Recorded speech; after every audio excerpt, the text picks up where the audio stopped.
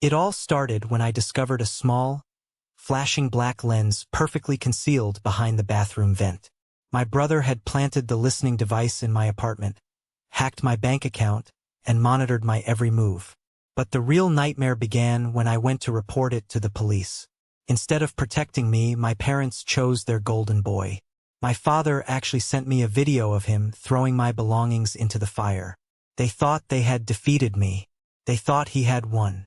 But they had no idea of the ultimate, humiliating destruction the universe was about to inflict upon him. Thank you for being here. Please grab a warm cup of water, sit down, and listen to me tell the whole story.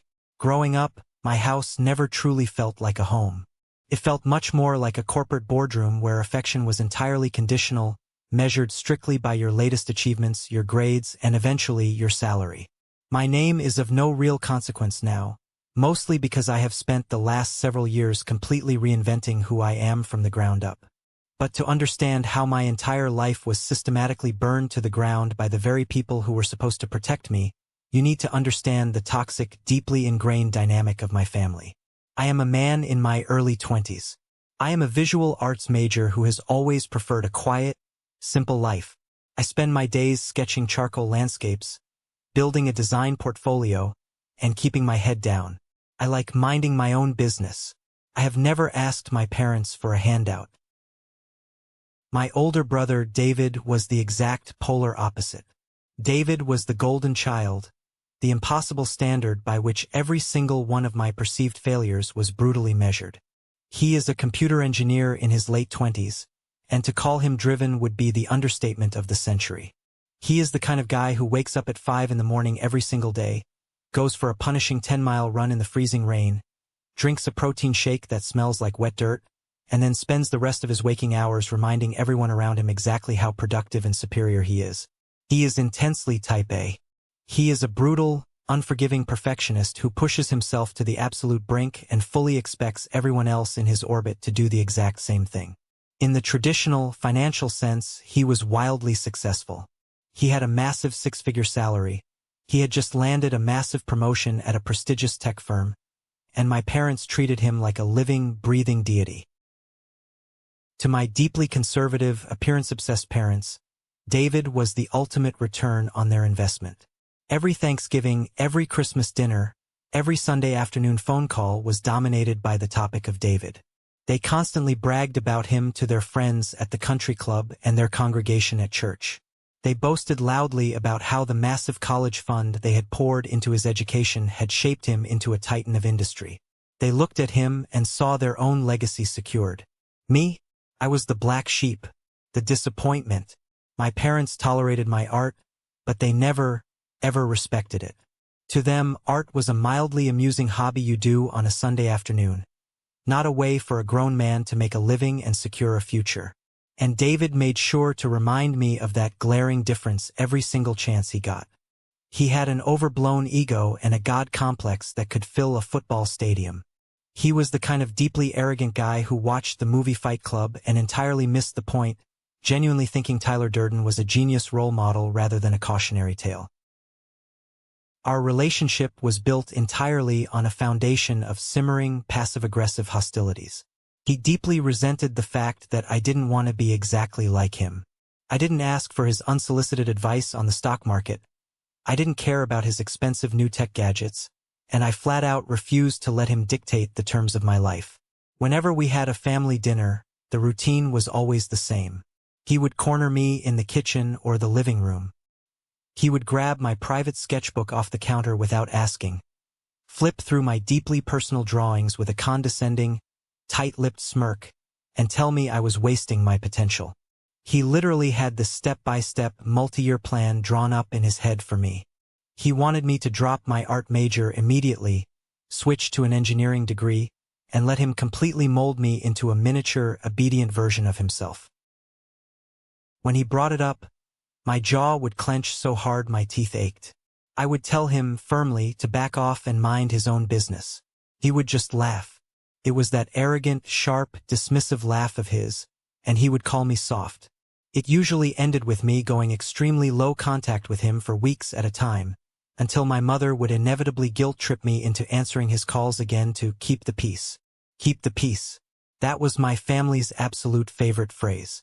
It basically meant I had to swallow my pride, ignore my boundaries, and let David walk all over me so he could feel superior and my parents could pretend we were a perfect, happy family. If I ever pushed back too hard, my father would casually threaten to write me out of whatever meager inheritance was left after David took his lion's share. I genuinely thought he was just an overbearing, narcissistic jerk. I thought he was just an arrogant older brother who desperately needed to feel important and in control.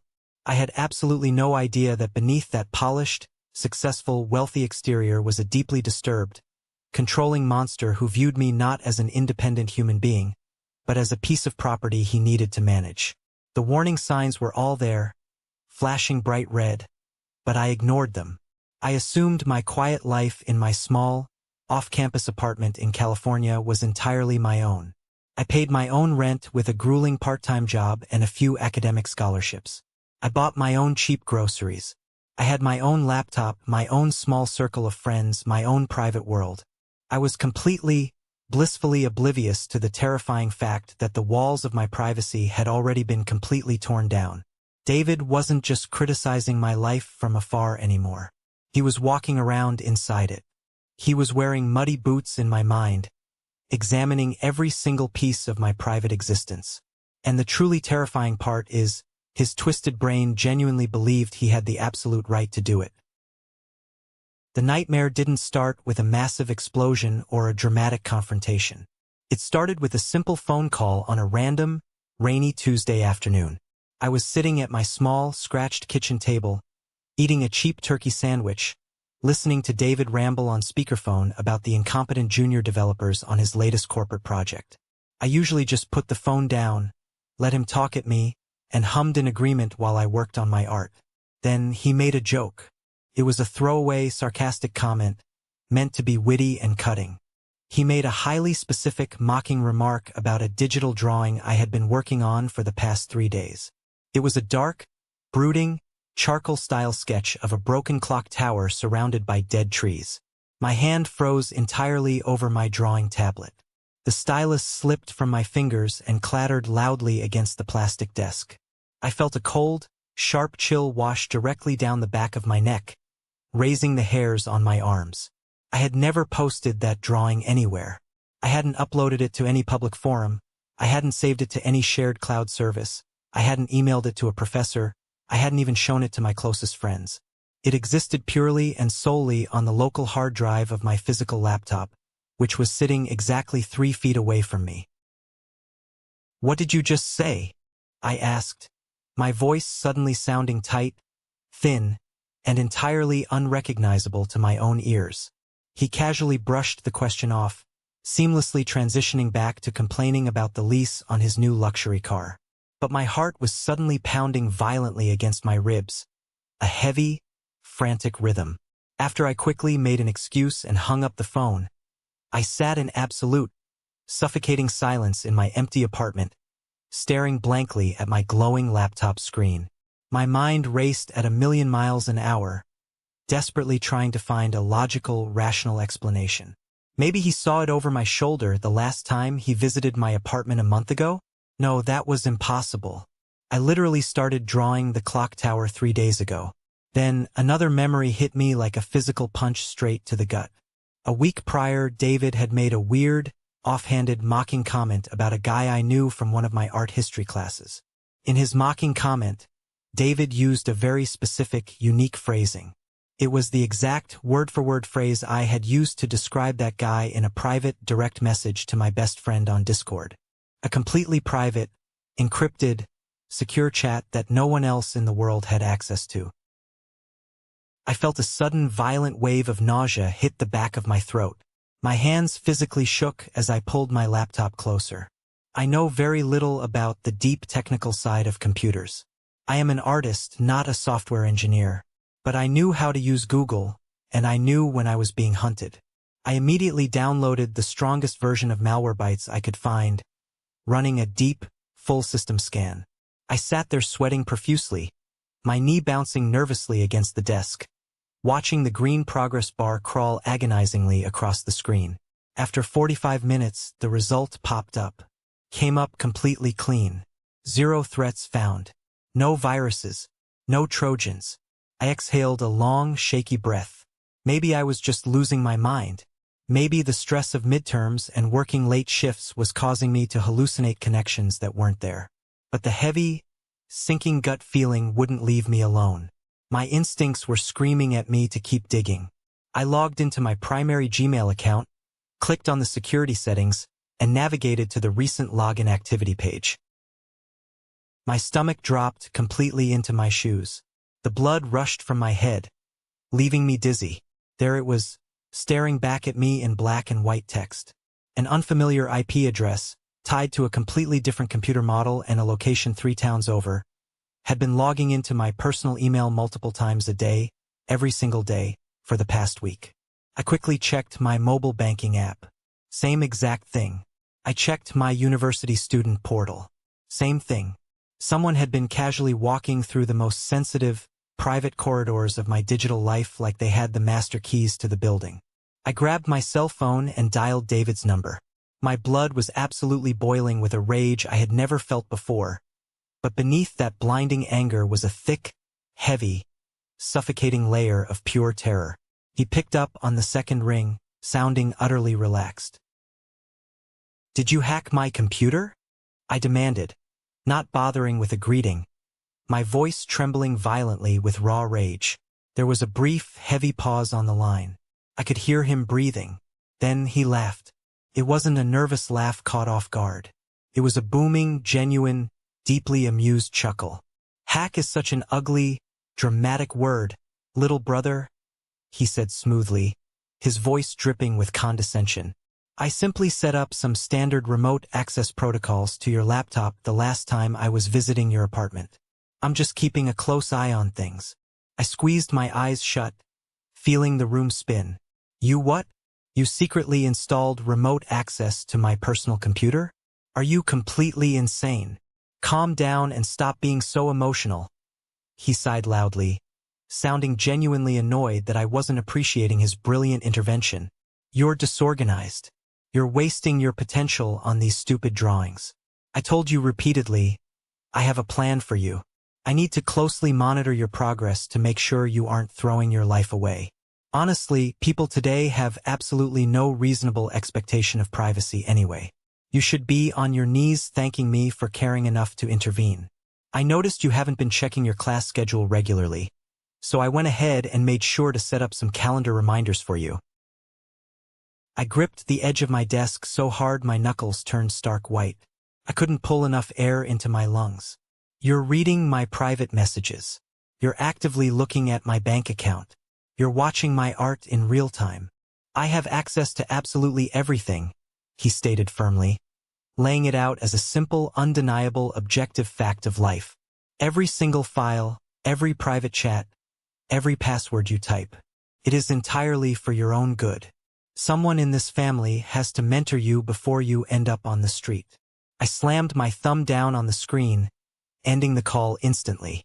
I shoved myself violently away from the table, my wooden chair scraping loudly against the cheap linoleum floor. The reality crashed down on me, suffocating me. He had everything. My bank account, my school records, my art, my deepest, most private conversations with my friends. The sacred boundaries of my entire life had been completely erased by a man who honestly believed he owned me. I didn't pack a bag. I just threw my contaminated laptop into my backpack, grabbed my car keys, and sprinted out the door. I didn't feel safe breathing the air in my own home. I ran down the street, my chest heaving, until I reached the massive university library. I scanned my ID, rushed past the front desk, and found the darkest, most isolated corner down in the basement archives, surrounded by tall shelves of dusty reference books. I sat there in the dead silence, staring at the black canvas backpack at my feet, terrified of the machine inside it, realizing that my own flesh and blood had effectively turned my life into his own sick, personal reality television show. I sat completely frozen in that dim library basement for 6 agonizing hours. I didn't dare unzip my backpack. I didn't touch my laptop. I just sat there in the hard wooden chair, my mind spiraling violently through 100 different worst-case scenarios. Using a public, monitored library computer terminal, I frantically changed the passwords to my bank, my email, and my university student portal. But even as I typed the new characters, I knew deep down it was nothing more than a flimsy band-aid on a gaping bullet wound. If he had deeply embedded remote access software running in the background, he could easily capture the new keystrokes the absolute second I reconnected my machine to the internet. Eventually, the library announced it was closing. I had to leave. I needed to go back to my apartment. I needed clean clothes for my shift tomorrow. I needed my physical textbooks, and I needed to sleep. But the mere thought of turning the key and walking through that front door made my skin crawl with physical revulsion. He had been monitoring my computer seamlessly. But what else had he done? What else was he capable of? He had been inside my apartment, entirely alone, for over 3 hours last month while I was stuck working a grueling double shift at the coffee shop. I walked back to my apartment building just as the streetlights began to flicker on. The narrow hallway outside my door smelled like cheap lemon bleach and old, damp carpet, a smell I usually found mildly comforting. Tonight it felt like walking into a cage. I slid the key into the lock, turning it as quietly as possible, and stepped inside. The apartment was pitch black and dead silent. I didn't reach for the light switch. I let my eyes adjust to the darkness leaking in from the street lamps outside. I started my search in the living room. My hands were shaking so badly I knocked over a stack of magazines. I checked behind the cheap television. I stood on a chair and inspected the plastic casing of the smoke detector. I pulled every book off the bookshelves, checking the hollow spaces behind them. Nothing. I moved into my small bedroom, aggressively tearing the sheets and blankets off my mattress, shining my phone flashlight under the bed, looking behind the cheap canvas artwork I had pinned to the drywall. Absolutely nothing. I started to feel foolish, rubbing my exhausted eyes. I was letting my rampant paranoia get the best of me. He was an arrogant corporate hacker, I told myself, not an international spy. Then, feeling defeated, I walked into the bathroom. It was a tiny, cramped, windowless space. I stood directly in front of the scratched mirror, turning on the harsh overhead vanity light, splashing freezing cold water onto my pale face, desperately telling myself to get a grip on reality. As I blindly reached to my right for a hand towel, my eyes naturally drifted upward toward the small, square exhaust vent set high on the wall, directly over the shower and the toilet. It was dusty, a standard, cheap plastic grate covered in lint. But there was something fundamentally wrong with the bottom left corner. One of the plastic slats looked slightly bent, pushed aside just a fraction of an inch to create a wider gap. I closed the toilet lid, stepped up onto the porcelain seat, balancing myself carefully, and grabbed my phone. I turned the flashlight app to its brightest setting. Holding my breath, I shined the harsh, blinding white beam directly through the dusty, bent plastic slats of the vent. My breath instantly caught and locked in my throat. My peripheral vision tunneled until all I could see was the vent. Tucked neatly behind the plastic grate, held firmly in place with a thick piece of black electrical tape, was a small, square, metallic device. The light from my phone bounced off a tiny, perfectly round glass lens, reflecting directly back into my eyes. A minuscule blue LED light blinked slowly, rhythmically, in the shadows. It was a camera, positioned perfectly, pointed directly at the shower stall, pointed directly at the toilet. I stumbled backward in sheer horror, my foot slipping off the wet toilet seat. I crashed backward into the heavy wooden bathroom door, hitting the floor hard, but the adrenaline surging through my veins entirely masked the pain. I scrambled backward into the hallway on my hands and knees, my chest heaving violently, gasping for air as if I had just been dragged underwater. I dry heaved over the carpet, my stomach violently rejecting the horrific, sickening reality of what I had just discovered. My brother, my own flesh and blood, the man I grew up with. He hadn't just breached the digital walls of my life. He had completely, utterly violated my most intimate, vulnerable, physical space. He had watched me, The paralyzing fear instantly evaporated, replaced entirely by a blinding, white-hot, furious rage. I didn't pack a bag. I didn't touch my computer. I marched straight out of the apartment, slamming the door behind me, got into my beat-up car, and drove well over the speed limit directly to the local police precinct. The station lobby was brightly lit, smelling strongly of stale coffee and industrial floor wax. I walked straight up to the thick bulletproof glass partition, my jaw clenched so tight my teeth ground together. My hands were shaking so violently I had to grip the metal counter to keep myself upright. I looked the tired desk sergeant dead in the eye. "I need to report a severe crime," I said, my voice surprisingly loud and steady. "My older brother hacked all of my personal electronics, and I just found a hidden recording device wired inside the vent in my bathroom." The next few hours were an exhausting blur of repeating my story, answering invasive questions, and signing endless forms. 2 uniformed officers accompanied me back to my apartment. I stood trembling in the hallway while they went into the bathroom with a toolkit. When they emerged 10 minutes later, holding the small black camera sealed inside a clear plastic evidence bag, the absolute reality of the situation finally crashed over me like a wave. It wasn't a nightmare I could wake up from. It was real. I didn't sleep a single second that night. I sat in a brightly lit, 24-hour diner down the street, nursing a cup of bitter black coffee until the sun finally came up. The very next morning, the police escorted me to the county courthouse. I sat down with a legal advocate who helped me rush file the massive stack of paperwork. Because of the physical evidence, the judge didn't hesitate. By noon, I was holding a signed temporary restraining order, a strict injunction. David was legally barred from contacting me, coming within 500 feet of me, or attempting to access any of my digital property.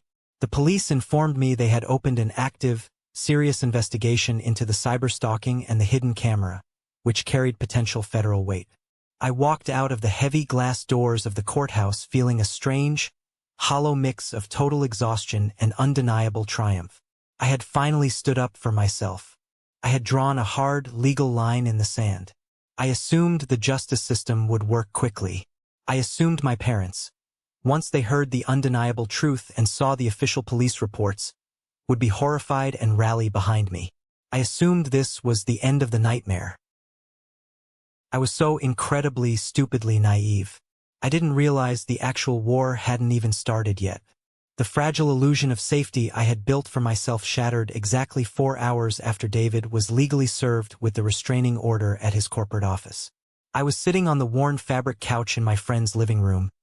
I absolutely refused to go back to my apartment, when my cell phone buzzed aggressively against the coffee table. The screen lit up with an unknown number. I let it ring out to voicemail.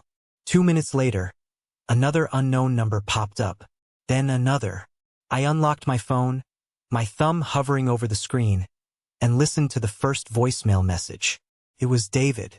His voice wasn't smooth, confident, or arrogant anymore. It was chaotic, frantic, and dripping with pure, unadulterated venom. "You think a stupid little piece of paper stops me?" he hissed into the phone, his breathing heavy. "You think you can embarrass me in front of my colleagues like this?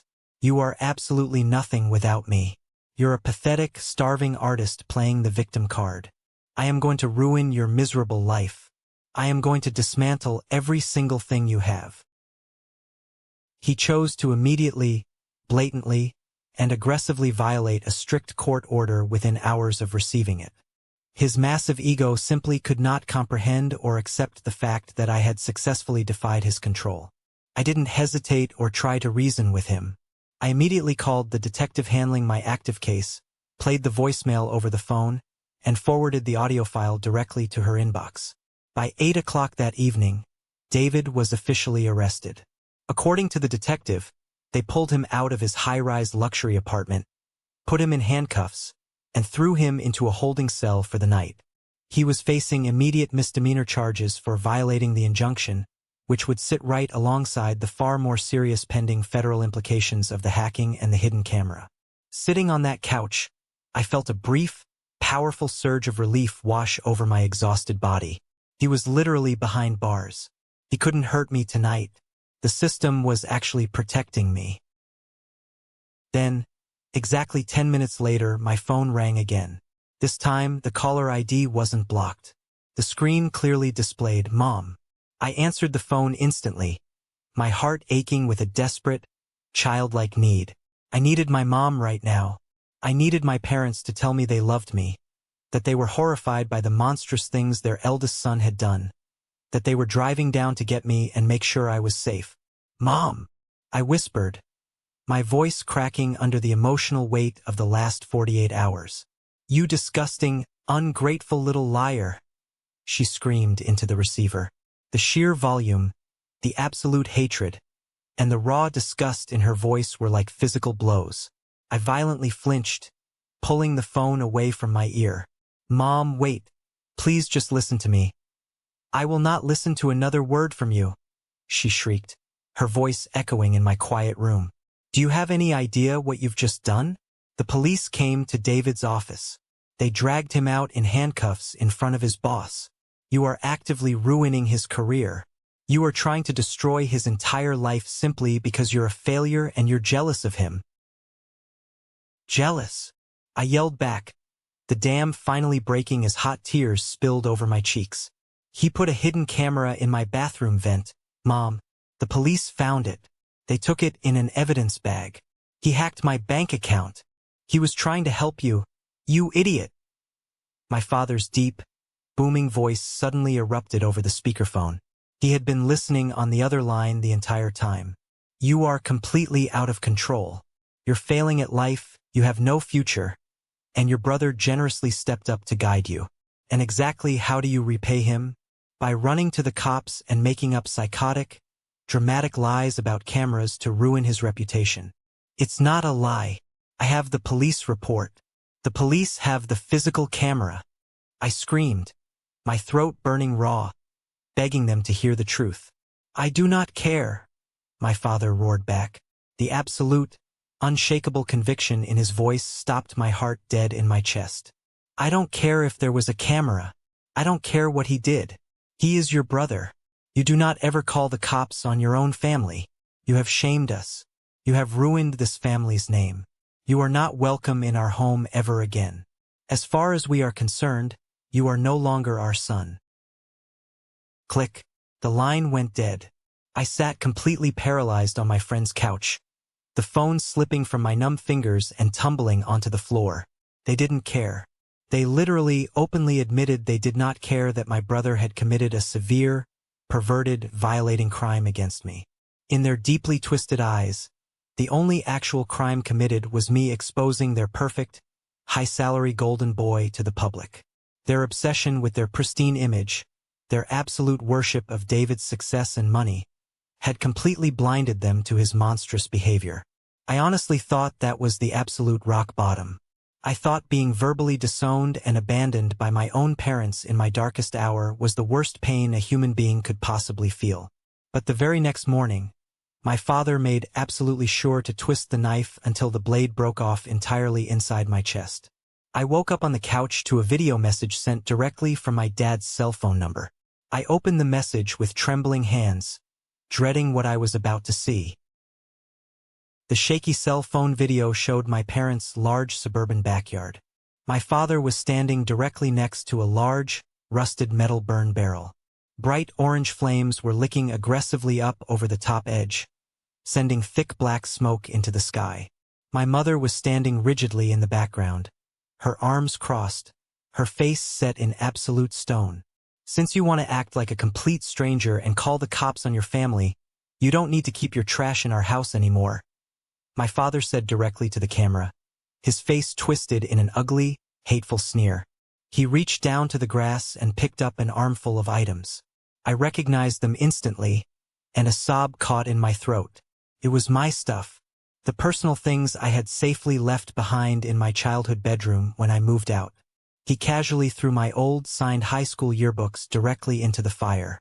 He reached down again, picked up my favorite childhood baseball glove, the exact one we used to play catch with in that very yard before David became the only son that mattered, and tossed it into the flames without flinching.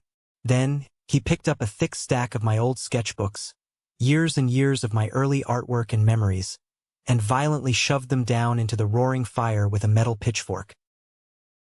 "We are done with you," he spat aggressively at the camera, before the video abruptly cut to black. I didn't scream. I didn't throw my phone. I didn't even cry anymore. I just sat there in absolute, crushing, deafening silence. The people who gave me life, the people who were biologically wired to protect me, had just watched my abuser torture me, and then actively decided to join in on the fun. They had literally burned my past to ashes, and in doing so, they fully intended to burn my future. Because when I finally tried to pull myself together a few agonizing days later to get a new job so I could afford to move to a safe apartment, I realized a massive, fatal flaw in my desperate escape plan. When I fled my apartment that first night, I didn't grab my essential legal documents. My birth certificate, my passport, my social security card. They were all securely locked inside a heavy fireproof safe located in my parents' master bedroom closet. I desperately needed those exact documents to pass a background check for a job. I needed them to completely close and change my compromised bank accounts. I legally needed them to exist and function in society. I sent a text message to my father, swallowing every last ounce of pride and dignity I had left, practically begging him to simply put my legal documents in an envelope and mail them to me. His response came back 10 minutes later. It was a single, chilling line of text. "I don't know what documents you're talking about. I think they might have accidentally fallen into the fire. They had completely, masterfully trapped me. They had cut off my family support, publicly destroyed my cherished belongings, and were now actively holding my legal identity hostage, trying to financially starve me into submission. They wanted me to hit rock bottom. They wanted me to crawl back to their house on my hands and knees, apologize profusely to David, drop the police charges, and accept my permanent place as his obedient, silent punching bag." I was completely and utterly alone in the world. The severe depression hit me like a runaway freight train. I couldn't sleep, terrified that David would quickly bail out of jail and find a way to post my private information online, or that his aggressive friends would show up at my friend's door. I completely stopped eating. I became grossly thin, my skin pale and sickly. I was forced to officially drop out of my university classes, losing my scholarships, because I couldn't focus on absolutely anything other than the suffocating, crushing weight of my own deliberately ruined life. I was a young man, completely isolated, systematically stripped of my legal identity, and hiding in fear, while the very people who conspired to destroy me slept completely soundly in their expensive beds. The following months were a brutal, agonizing masterclass in how completely a human being can be systematically dismantled by the very people who share their blood. It was not just that my parents abandoned me. That would have been painful, but I could have survived simple abandonment. No, they actively hunted me. They launched a highly coordinated, ruthless smear campaign designed specifically to protect their perfect golden boy from the social consequences of his own perverted crimes. Because I did not have my physical birth certificate or my social security card, I was completely paralyzed in the real world. I was sleeping on a lumpy, uncomfortable futon in my friend's cramped living room, jumping out of my skin at every single shadow, and constantly staring at a cell phone that only ever delivered bad news. My parents didn't just burn my cherished childhood belongings in that metal barrel. They methodically burned my reputation to the ground. They personally reached out to every single extended family member, every old family friend, and every prominent member of their large church congregation. They spun a completely fabricated, wildly dramatic story to cover David's tracks. They told everyone that I had suffered a severe, violent mental breakdown. They claimed I was deeply unstable, completely delusional, and that I had completely fabricated the entire story about the hidden camera to extort money from David. They told people I was insanely jealous of his massive salary and the prestige of his recent corporate promotion. And the absolute worst part of it all? People actually believed them. David was the highly successful tech engineer. He wore the expensive tailored suits, he drove the luxury car, and he had that confident, winning smile that older people absolutely loved. I was the broke, struggling visual arts student living in a cheap off-campus apartment with paint on my jeans.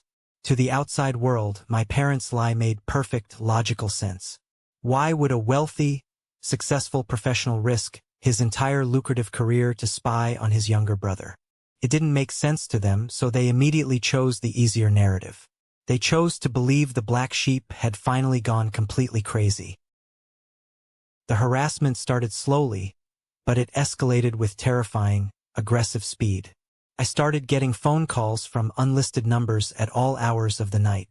At first, it was just heavy, intimidating breathing on the other end of the line. Then, the actual voices started.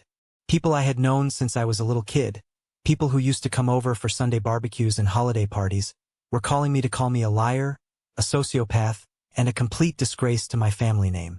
One of my aunts called and told me I was going to burn in hell for trying to ruin David's life.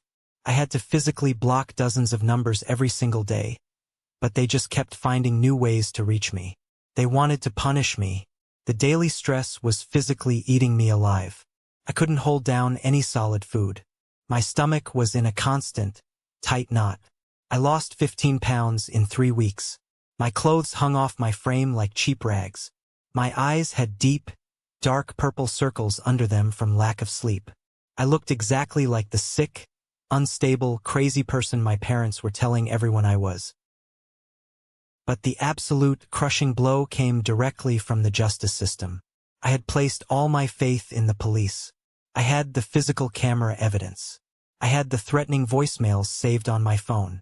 I honestly thought it was a completely open and shut case. But I was incredibly naive about how the world actually works when a wealthy person hires a ruthless, expensive lawyer. David's defense lawyer was an absolute shark. He completely tore my case apart in the preliminary hearings with terrifying efficiency.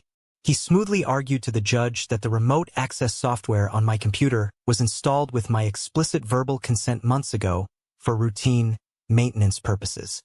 As for the camera carefully hidden in the bathroom vent, his lawyer brought in a highly paid technical expert who confidently claimed that because the camera was a cheap, generic brand bought with cash, there was absolutely zero definitive digital footprint proving David was the one who physically placed it there. They aggressively argued that because I lived in a cheap off-campus apartment building with a landlord, maintenance workers, and previous tenants who all had keys, literally anyone could have put it there. They created reasonable doubt out of thin air. The local prosecutor handling my case was completely overwhelmed with violent felony crimes and simply didn't have the time, the manpower, or the budget to fight a protracted, expensive legal battle over a misdemeanor invasion of privacy charge. They quietly offered David a plea deal. He didn't serve a single day in a jail cell. He received a minor fine that equated to maybe a week of his massive salary, and he was placed on standard, unsupervised probation. The tech firm he worked for did initially fire him when the embarrassing arrest happened, but his lawyer actively pulled strings behind the scenes. Within a single month, David was quietly hired by a smaller, highly lucrative private tech company owned by a close personal friend of my father. He actually ended up making more money than he did before the arrest. I was sitting on that lumpy futon, staring blankly at the stained carpet, when my legal advocate called to tell me about the plea deal. I felt completely hollowed out. There was no grand justice. There was no public vindication. The bad guy won. He completely, cleanly got away with it. To make matters infinitely worse, I saw the photographic proof of his victory the very next week. A mutual friend from my hometown, who hadn't blocked me on social media yet, posted a large public photo album. It was a picture of my parents, David, and his new girlfriend. They were standing on the sun-drenched, pristine wood deck of a massive luxury cruise ship in Hawaii. They were all wearing bright floral leis, holding tropical drinks and coconuts, and smiling radiantly into the camera. They were celebrating his new job. They were celebrating their absolute victory over me. I looked at that picture of my family smiling in the warm Hawaiian sun, and then I looked down at my own shaking, painfully thin, pale hands. I was completely trapped. I had exactly $30 left in my checking account. I couldn't get a new job without my social security number. I couldn't enroll in a different school. I was a literal ghost in my own life. I hit absolute rock bottom. I spent days staring at the ceiling, genuinely wishing I would just stop waking up. The depression was a heavy, suffocating lead blanket that I couldn't push off my chest. They had successfully destroyed me, and they didn't even have to break a sweat to do it. I stayed completely buried in that dark, miserable pit for nearly a month. I barely left my friend's living room. I stopped showering regularly. I stopped sketching completely. Every single time I looked at a charcoal pencil, it made me physically sick to my stomach, instantly reminding me of David's mocking, condescending voice. I was actively letting them win. I was slowly fading away into absolutely nothing, exactly like they wanted me to. But then, something finally shifted inside my brain. It wasn't a sudden, cinematic burst of magical inspiration. It was a slow, quiet realization born out of pure, unadulterated, stubborn anger.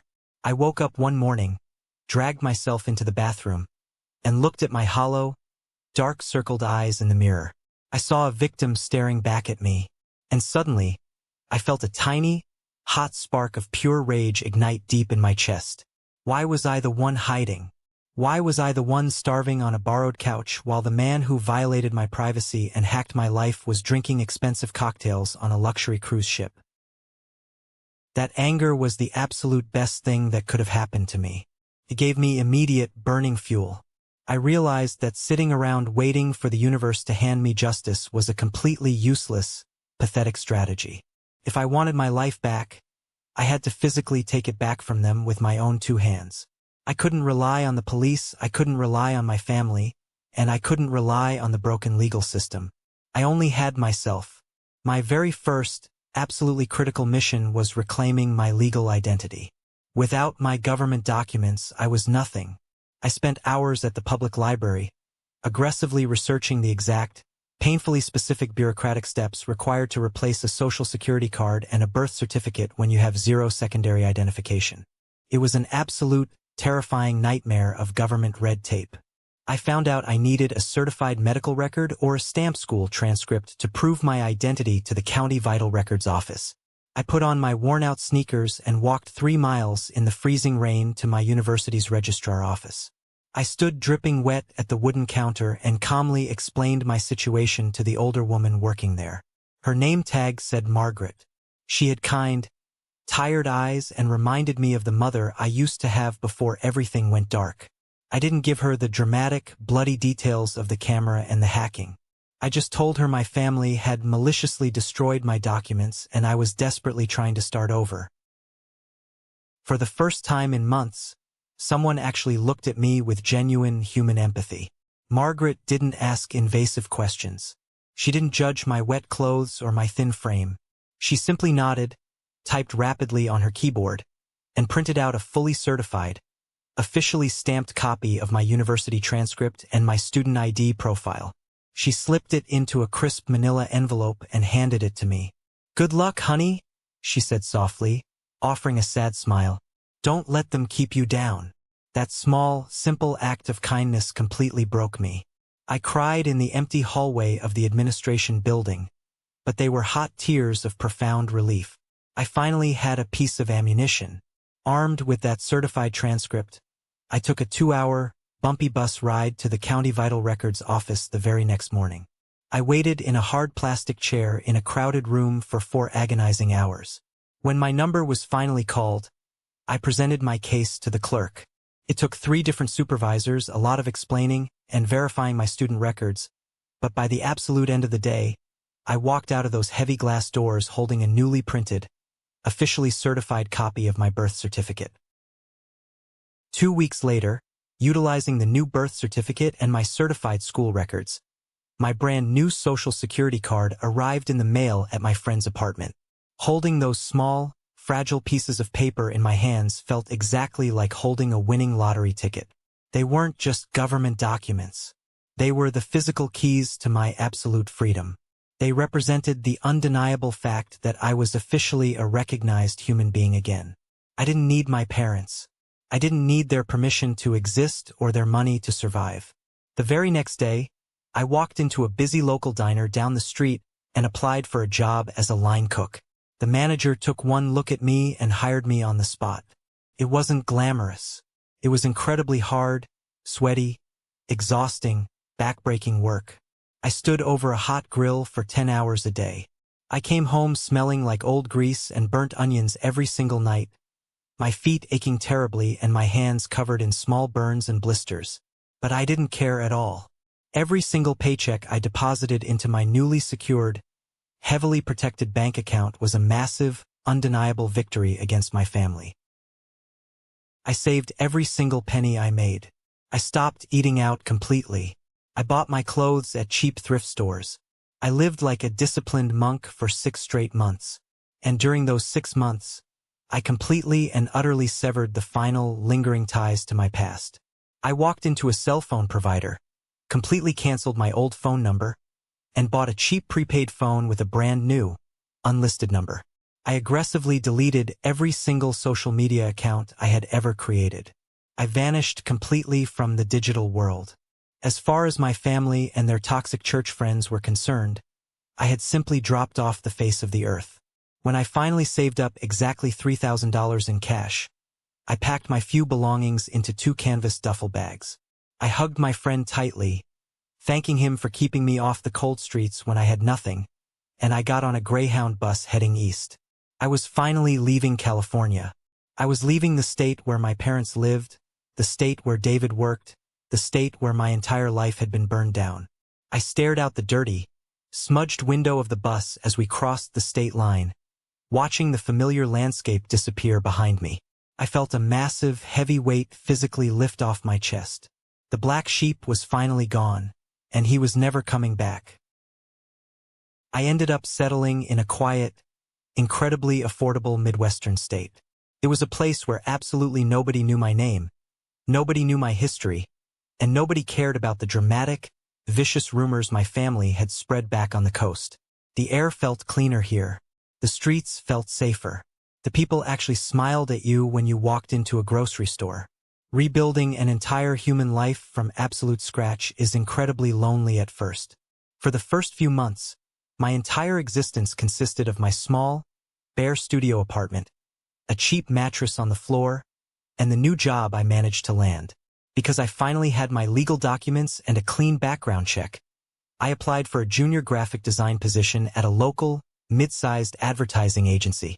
It wasn't the fine arts career I had originally dreamed of when I was drawing charcoal landscapes, but it was creative, steady work. When they called to offer me the job, they quoted a starting salary that was genuinely more money than I had ever made in my entire life.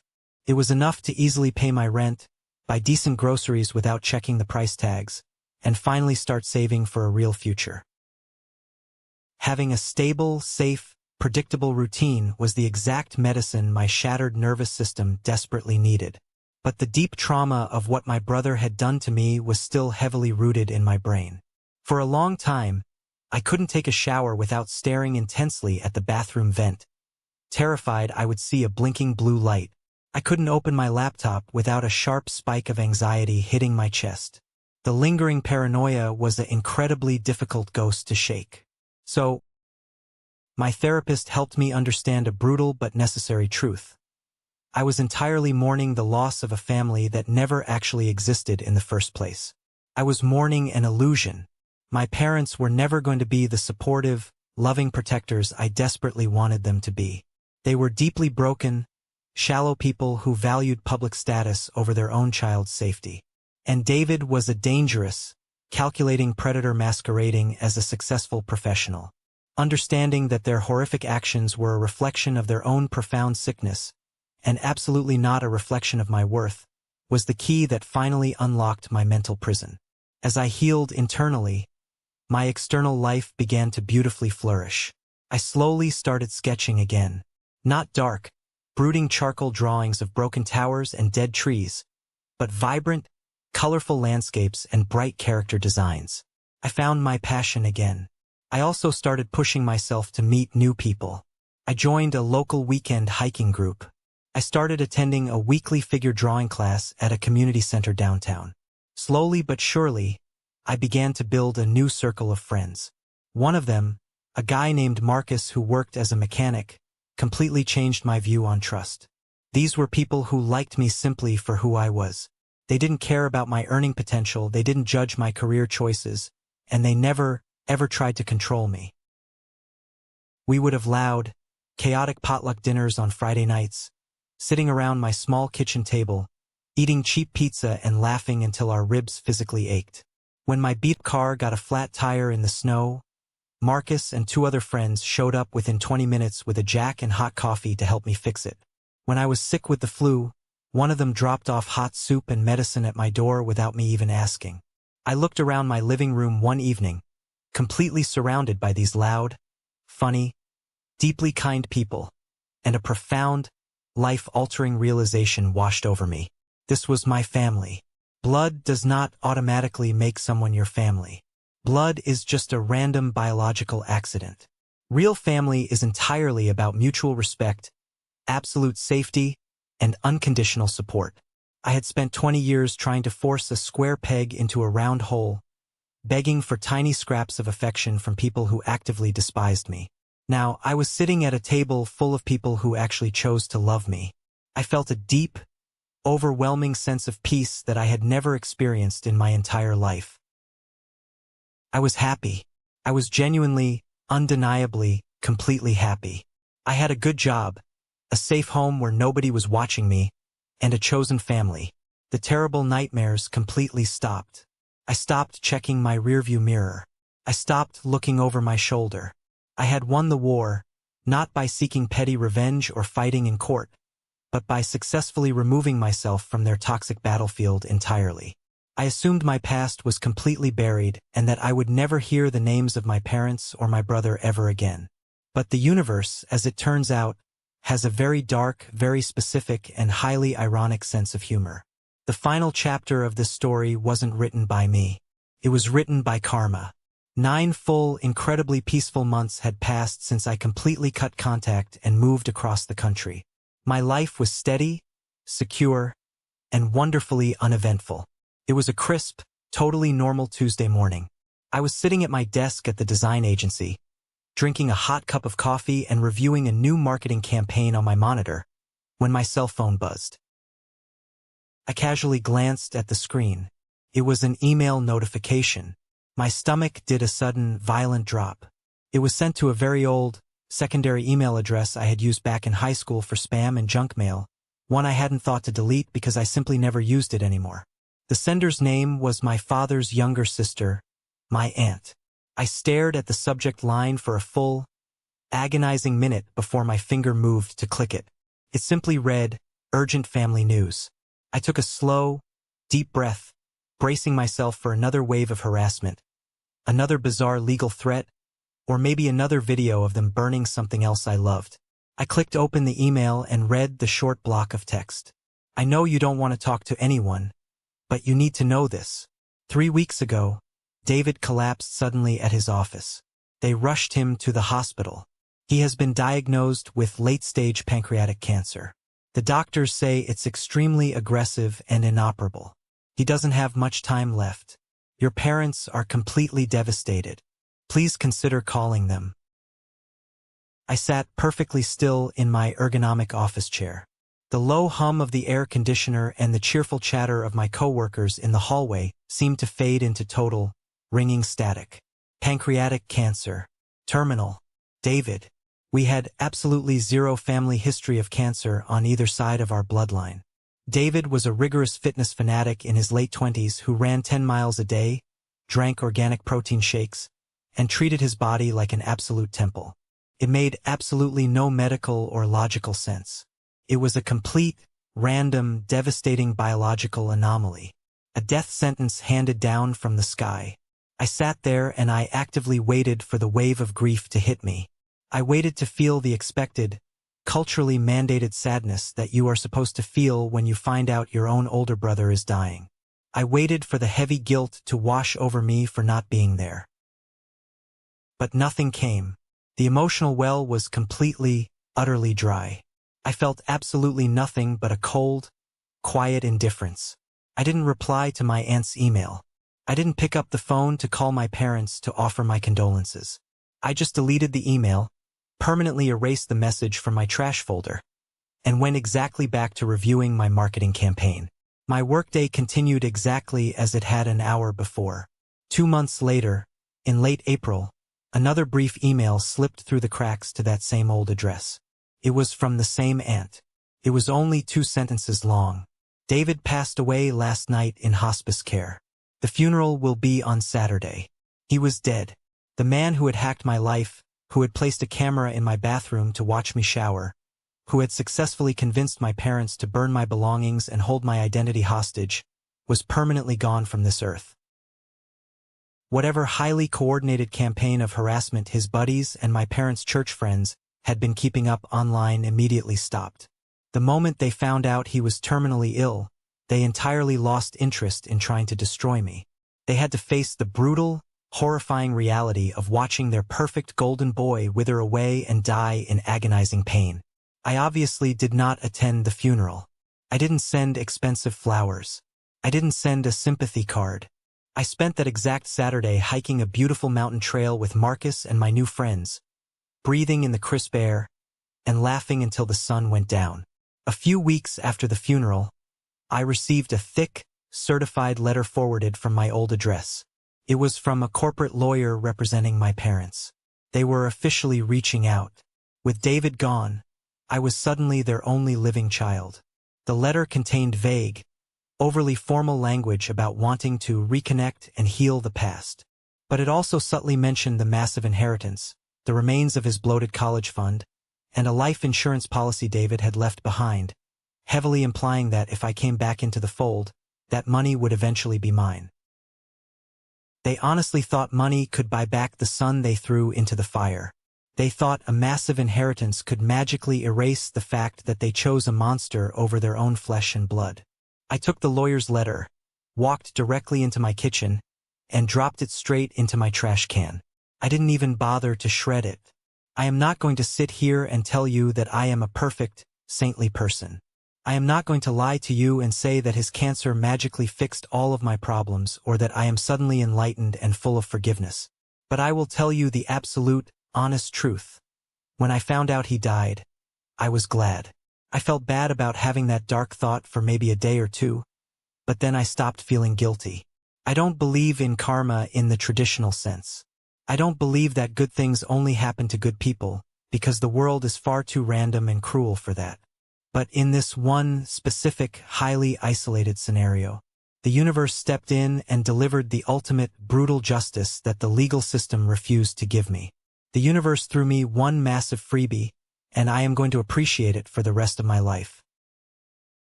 I honestly feel completely free. My parents have to live the rest of their miserable lives sitting in an empty house, surrounded by the ashes of the son they destroyed, mourning the son that destroyed them. I hope they rot in that house, and I do not feel a single ounce of guilt about saying that. They are the broken ones. I am not. I survived their fire, and I built a completely beautiful life out of the ashes. Thank you for sticking around and listening to my story. It's not an easy one to tell, but it's the truth. I hope this resonated with you in some way, especially if you have ever felt like the black sheep in your own family. Have you ever found yourself in a similar situation, where you had to walk away from the people who were supposed to love you? If you made it all the way to the very end of this video, you are part of a very special group. I call it the 1% Club. I want you to go down into the comments right now and type the letter W. That W stands for winner. It is our secret signal to recognize the winners, the amazing people who stuck through the darkness to see the light at the end of the tunnel. Let me know you're a winner. Please don't forget to hit that like button and follow the channel. We are building a community here, and I can't wait to share the next story with you. Take care of yourselves, and remember, your peace is worth protecting.